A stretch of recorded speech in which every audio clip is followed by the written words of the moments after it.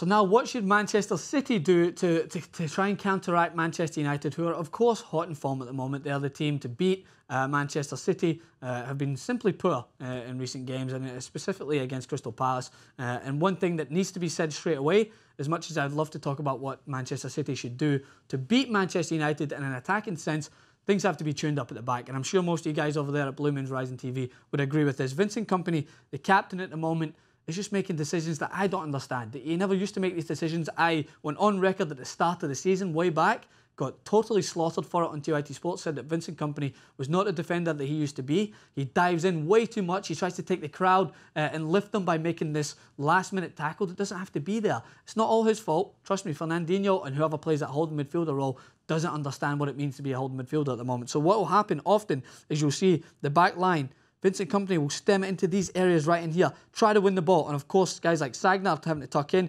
Demichelis doesn't know where to be, and Clichy will tuck across. What happened against Crystal Palace was Fernandinho was out of position, tried to win the ball last minute in the air. Kompany was caught up here, Demichelis was caught up here. And what is this gap in here that Manchester United will exploit unless Manchester City buck up their acts at the back? And what will make this easier?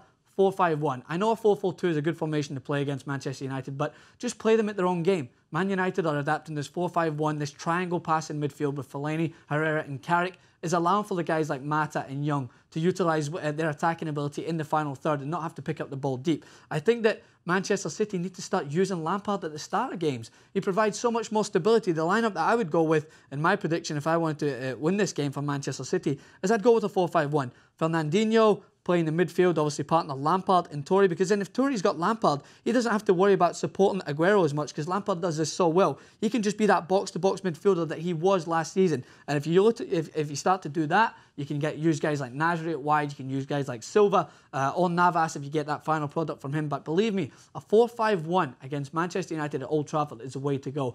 4-4-2 will mean that Fernandinho and Toure will need to be clicking non-stop, defending and attacking together, so that Vincent Kompany doesn't feel the need to come out and try and make this last-minute tackle, which doesn't have to be there, which he will do, believe me. So you need to make sure to cover that. But I think a 4-5-1 is the way to go for Manchester City if they want to get a result at Old Trafford. We want to know what you guys think. Come over to TYT Sports. Make sure to subscribe to TYT Sports as well. We've got plenty more tactical coverage. And thanks again for having us back on, guys.